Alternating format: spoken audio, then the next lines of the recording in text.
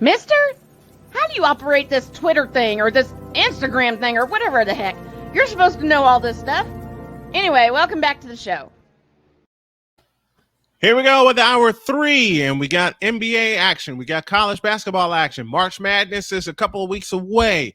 The tournament, and if y'all want to go see the Final Four in either Cleveland for the women or Phoenix, Arizona for the men, let Old Snowman help you with the power of SeatGeek. With just a few taps on your phone, you can find the best seats for all of your entertainment. Download the app, pick the seat you want at your selected event, and most importantly, use the code Snowman Multimedia for $20 off of your first purchase. For those of you watching on YouTube, the link will be in the description below, beginning today and with every broadcast therein. That's only with the power of SeatGeek, where fans can fan.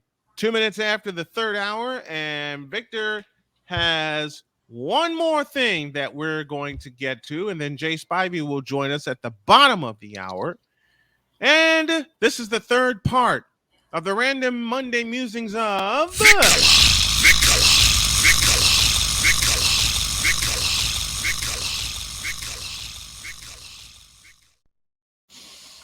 Off we go with hour 3, and Victor wants to talk about what? The lack of manhood, the lack of heart, the lack of pride. Did you say pride? I'll say it straight out. The lack of balls. Hold on a minute. There's something I need to find for that. Keep going. Mm-hmm. Keep going. In today's NBA. Now, I guess modern fans will tell you to stop it. Get some help. Me? I don't think that way. I never have, and I never will. Well, I'm not telling you to stop it. I'm telling you to keep going. And if you know what, I'll describe the NBA this way, Mr. Johnson. Trays.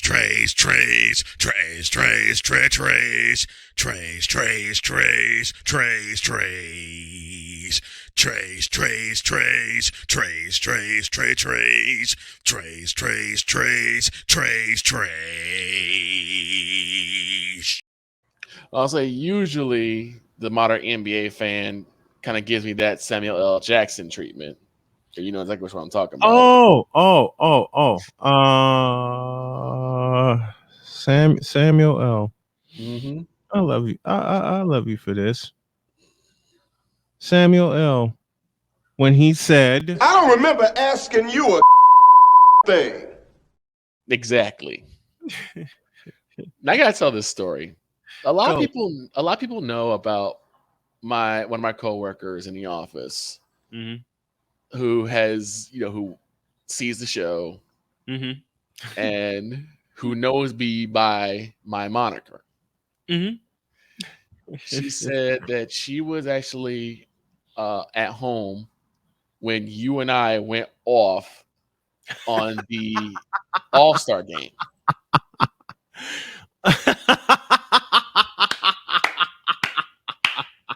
She and her husband having breakfast. Yes. And then we start going in on the All-Star game. And she said her husband raised the glass and she had to dart over and see if there was alcohol in it because she wasn't quite sure.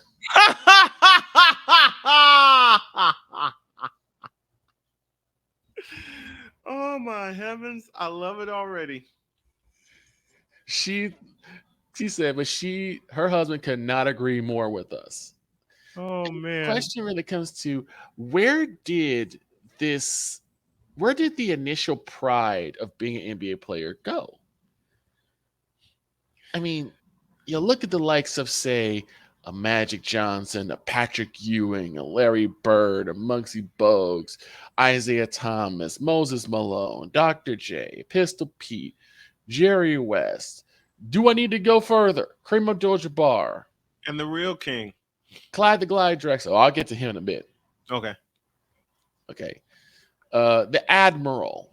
Yep. David Robinson. Dennis Rodman.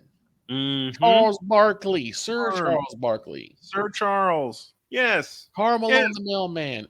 Sean Kemp. The Glove Gary Payton. Yep.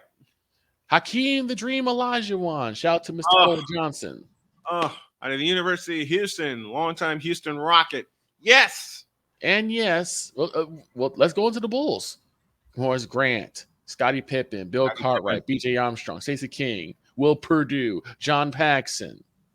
Let's go to later ones. Tony Kukoc, Steve Kerr, who Luke won Longley. a championship, folks. Okay, you mentioned two of the best shooters ever. Mm-hmm. John Paxson, Steve Kerr. Mm-hmm. All right. John the Spider Sally, Ron Harper. Let me say those names again. John Paxson, Steve Kerr, Ron Harper, who became a defensive whiz. Mm-hmm. He became a defensive whiz under the tutelage of Phil Jackson. People don't want to say that. And of course, be remiss to talk about the heart of the NBA without talking about the true king. Michael Jordan. His airness himself, Michael Jeffrey Jordan. All of a sudden now, we go from that. We go from that to what we see today. That coliseum of gladiators. Uh-huh. Let me give you a few more. Bernard King. Moses Malone. I said Moses Malone. You mentioned Julius. Robert Bill Russell. Robert Parrish. Kevin McHale. I know you mentioned him, but I'll say Chamberlain. Larry Joe Bird. Will Chamberlain. Wilt the Stilt. Yep. Mr. 100. Mm-hmm. That coliseum of gladiators, what we used to call them, gladiators. Absolutely. They take an elbow, they brush the blood off their nose, and they go back to playing defense. You ain't getting any free baskets. Right. You come in the lane against those guys. Kevin McHale. Mm-hmm. And the Houston Rockets messed up badly by letting him go. Kurt Rambis, AC Green. Right? Mm-hmm. AC Green. Let me think. Since we're talking about Grant Hill, yep. And I already mentioned Bernard King. Oh, by the way, I get to piss off some bronze sexuals. I'm not going to do the full segment today, but I'll say a name that I've said often is better than you know who in playing the forward. Tom Chambers. We went from that coliseum of gladiators. Let me say that again. Tom Chambers. You understand me? We went from Chambers. We went from that coliseum of gladiators to Charmin Harden, Kyrie Herbal Tea. Oh, thank you, Shane. Bill Laimbeer. James Buddha Edwards. Right? All of these guys. And we went from that to go. To Charmin Harden, Kyrita Herbal Tea. Trash. Joel Embiid. Sorry, JJ. He said Joel Embiid. I mean, Anthony Davis, Mr. Glass. Thank you, Cole Johnson. And of course, I know it's not Wednesday. Oh, God. But we got to bring him up because this is pertinent to him. Mm-hmm. The so-called Kang, LeBron Raymond James. You know what? We got about 19 minutes. Screw it. In a world where partial greatness is celebrated and total greatness is shunned, there stands to be a figure on the lips of those who love him and those who hate him. The inane comparisons to Michael Jordan and Kobe Bryant continue and has existed since 2003. There is no end in sight, for the battle between those who unconditionally love and unconditionally hate him wages on. These are their stories. Welcome to the Bronzexual Confessions. all yours. Now, the reason why I had to bring up LeBron, because a lot of this does revolve around him. Because up until recently, I mean, that's about 5 years ago, Yes. there's been a significant lack of defense being played, not just in the regular season, but look at what we saw this past, 2 weekends ago with the All-Star game. 200 points? Really? But then we have bronze sexuals mainly, but most other modern NBA fans who will say this is the toughest era to play in the NBA. Get me out of here! That's what can't most of play the real NBA fans are saying. I can't play the other one because it's got a swear word in it, and I promised my wife I wouldn't swear during the broadcast. But go. No, that one's totally apropos because Okay. that's what a lot of real NBA fans are saying. Preach. Get me out of here. Preach. What is this crap that What is is this now being Wait. How do you put it? What is this foolishness? this foolishness? It's gotten to the point where these guys don't want to play defense or their form of defense, which I will have to blame Adam Silver for because he's the one that decided to make all these new rule changes. 2014, when he became commissioner. He made all these new rule changes of what defense is. Mm-hmm. There was a guy I used to watch called Bruce Blitz. He used to talk about this all the time. God, yes. Bruce Blitz. Love ya. The lack of hand checking. Mm-hmm. You can't hand check anymore. There's a lot of things that you could do defensively back in the day that you can't do now. You can't even have bad breath around another player unless it's a foul. Uh-huh. I'm not saying go all Draymond Green on people. No. We're not saying or condoning that at all. We're not. But for God's sakes, Play defense. Act like you have. Listen, Robert Montgomery Knight said it best when they brought him back to Assembly Hall. God love you, Bobby Knight. Play defense. Act like you are a player.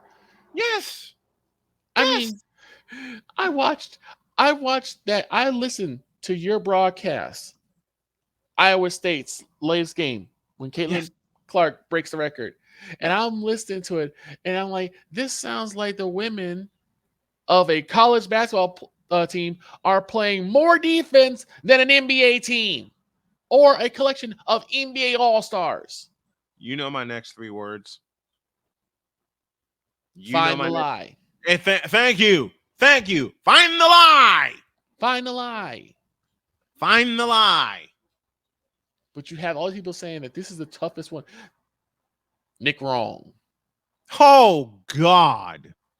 Wait. There's another legend. Dikembe Mutombo. Alonzo Mourning. Hell yeah. Tim Hardaway.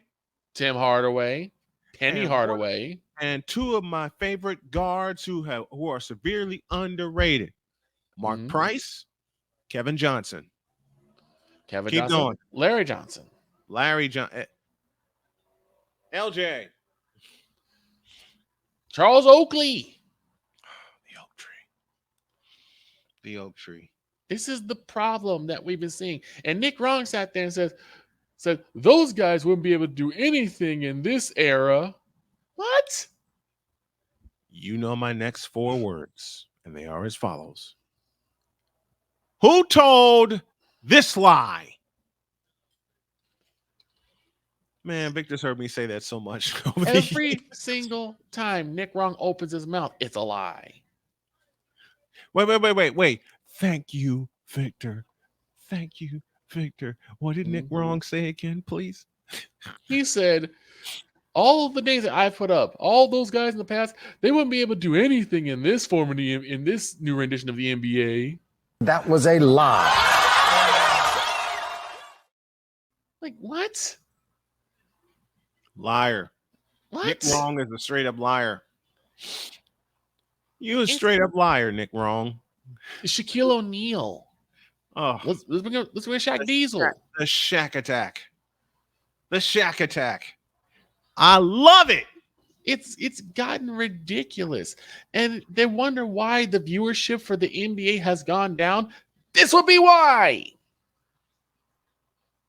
Oh, here are my next 3 words again. Find the lie.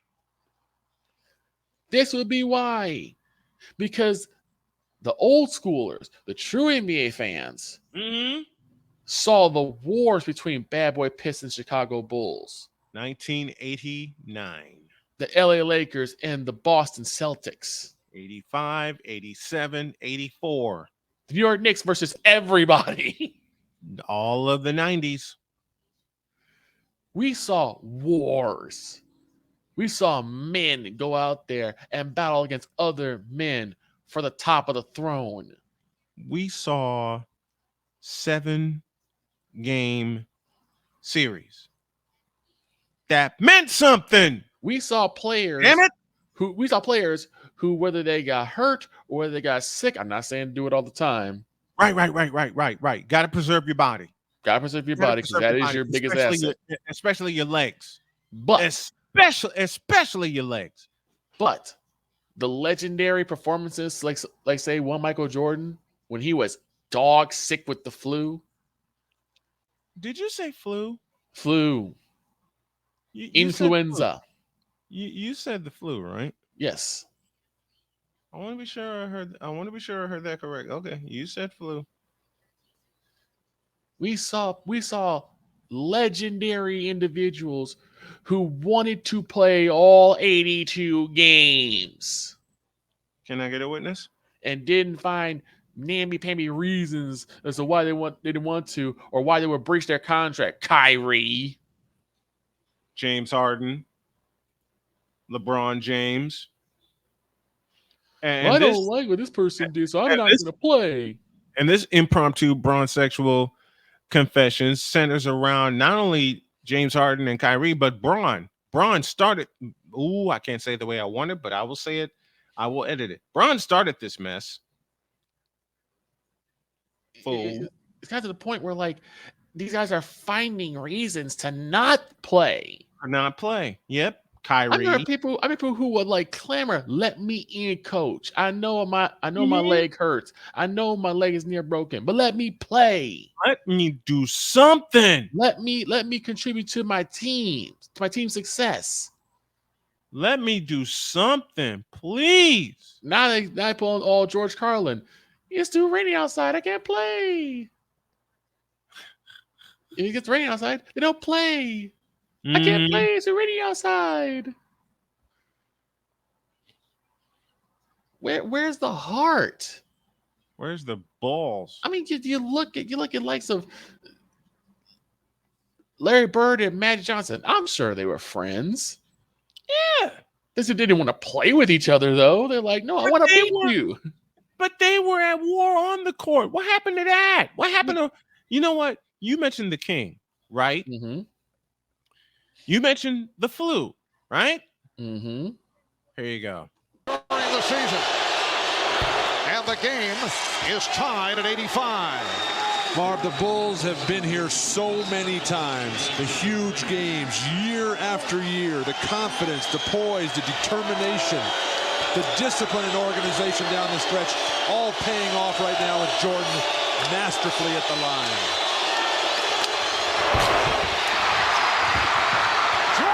Scoop up the loose ball for the possession with 40 seconds remaining. The game tied at 85.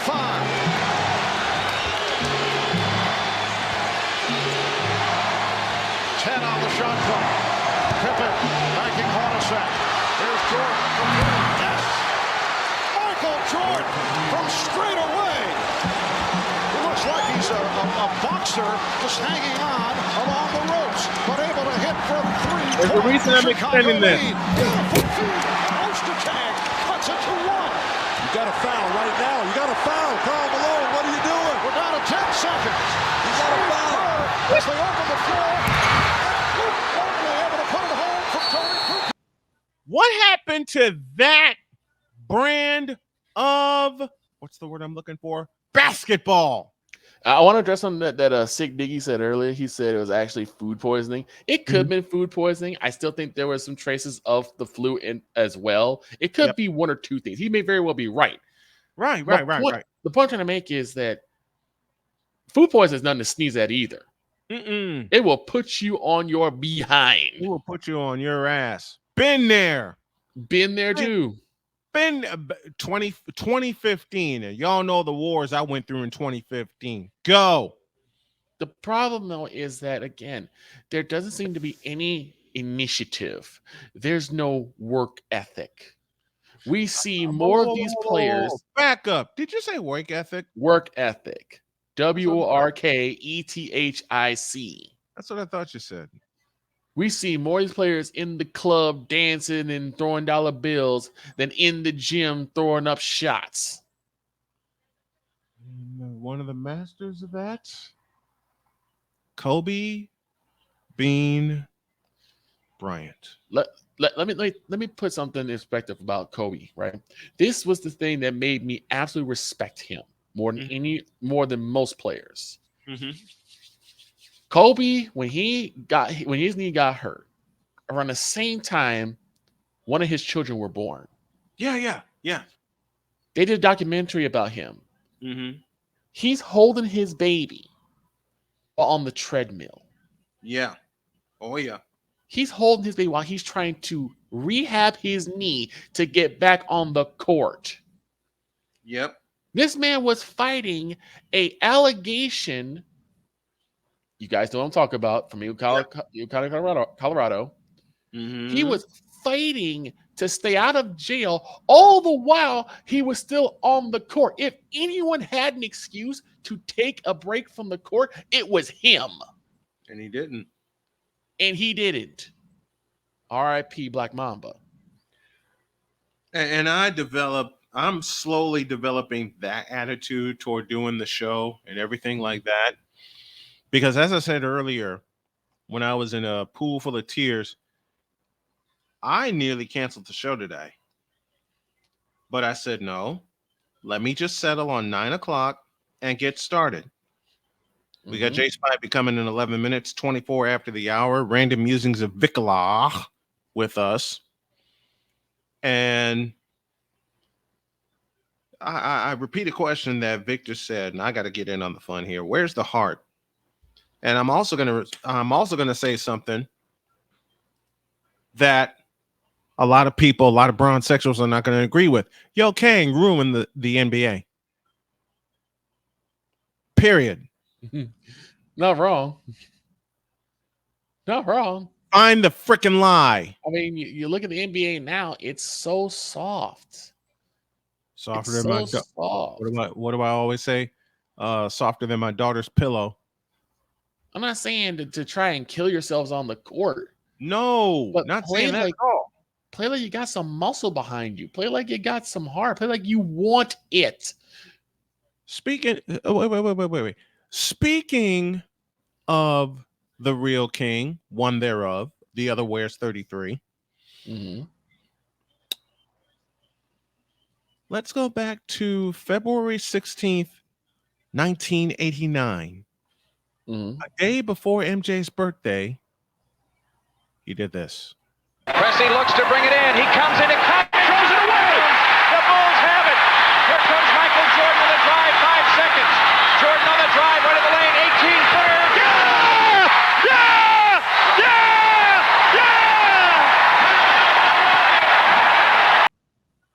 Rest in peace to the late great Jim Durham and the late great Johnny Kerr. And I'll also say this. Go ahead. There are some inklings of that toughness. And I think that's probably the word I should have used, toughness. Right. When you look at even like some of the generations, of course, talk about like Derrick Rose. Yes. We could talk about Kobe. We could talk about Andrew Bynum, Pau Gasol, Joakim Noah, Paul Pierce, Kevin Garnett, Ray Allen, KG. I mean, even now, like with Steph and Clay. Yep. To a degree, Draymond. I just want Draymond to be a little more disciplined. Thank you. Thank you for saying that. Giannis. Oh my God, Giannis. You have some inklings of that toughness from yesteryear coming into the NBA. It's just not a lot of it, and Right. there's not a lot of incentive to it too. Because again, let's talk about the fact that we just went through our inaugural year of having the in-season tournament featuring the NBA Cup.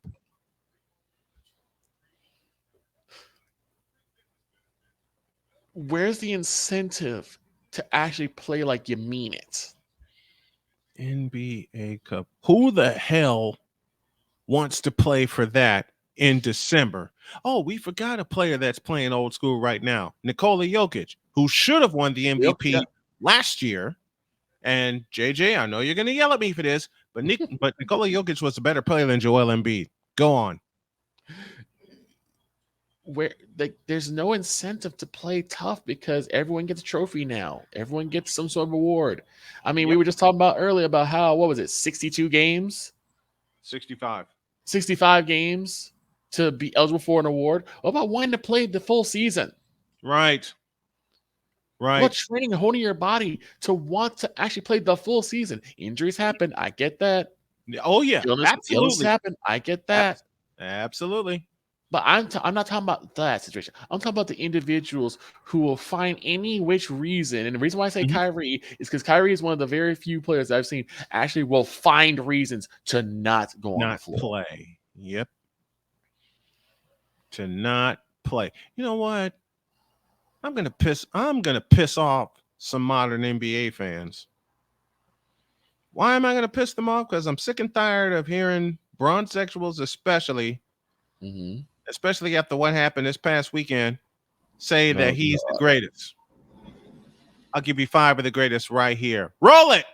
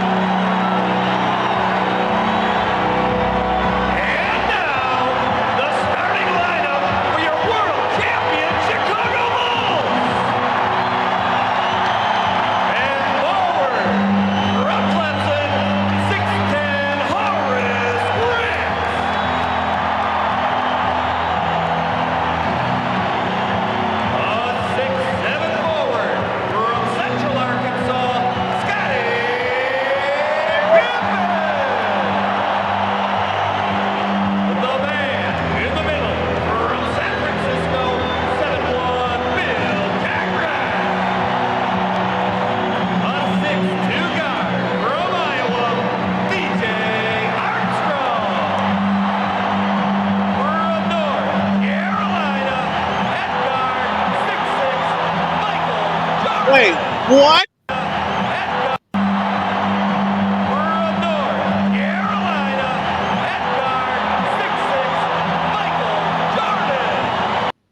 Did you see the serious look on their faces when they got introduced, folks? Did you see their faces smile or dance or anything like that? They high-fived each other when they came out. All right? You understand that? I also want to throw a shout out to Mr. Ryan McCarthy when he says, "You know who never gets any love? Jason White Chocolate Williams." Agreed. I'll throw another one in there. Double D, Daryl Dawkins, Chocolate Thunder. I'll throw one in myself. Ben Wallace. Ben Wallace, Big Ben. I'll throw that in there. I'll throw that in there. Wait a minute. Reggie Miller. Oh God. Mr. Satellite. My wife would kick my ass if I didn't mention Reggie Miller. My wife will whoop my ass. I'll even throw in Jalen Rose. Jalen Rose. Yes. Yes. 7 days in Indiana. It's like the heart just isn't there. And because everyone's getting a participation trophy, there's no need to be anymore. Right. There's no need to be anymore. And I do think the advent of social media has probably caused a lot of this because everyone now has an opinion and now everyone's taking that opinion to heart. And too damn seriously. Yeah. And too damn seriously. Way too serious.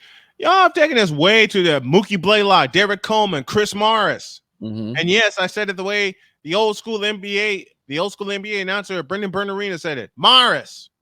T-Mac, Vince Carter. Yep. Steve Francis, yes. Steve Francis.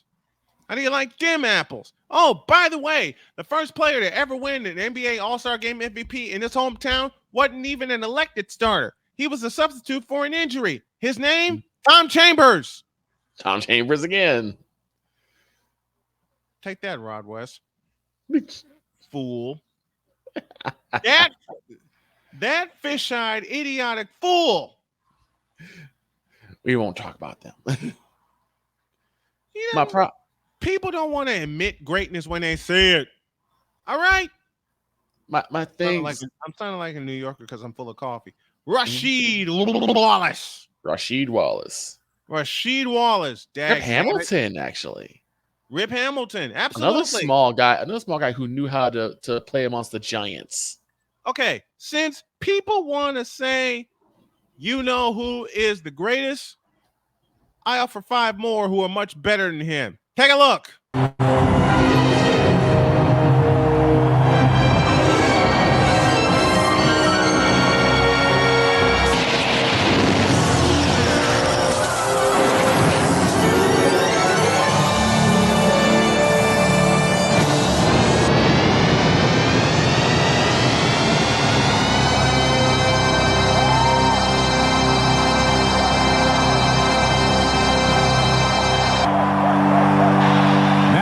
Ladies and gentlemen, get on your feet.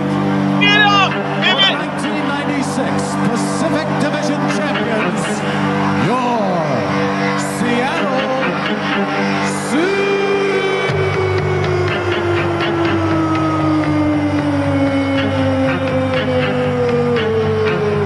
Supersonics. And today's starting lineup for your Supersonics. A 6'4" guard from Oregon State, number 20, Gary Payton. A 6'3" guard from Bradley University, number 33, Hersey Hawkins. 6'11" center from New Orleans, number 50, Urban Johnson. 6'10" forward from the University of Washington, number 11, That's the guy for you. and a 6'10" forward from Trinity Junior College, number 40,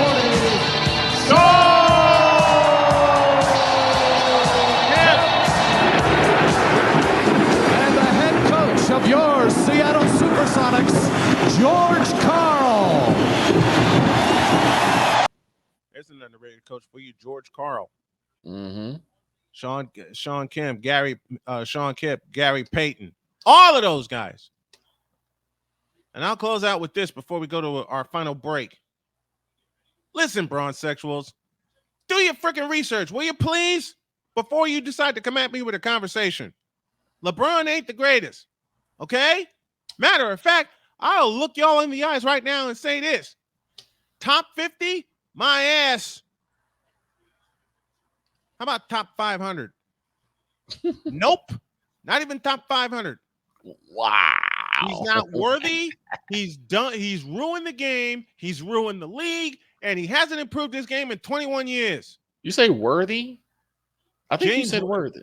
I said worthy. He ain't. Look, I had someone have the nerve, the unmitigated gall, to compare him to Big Game James. Shut up.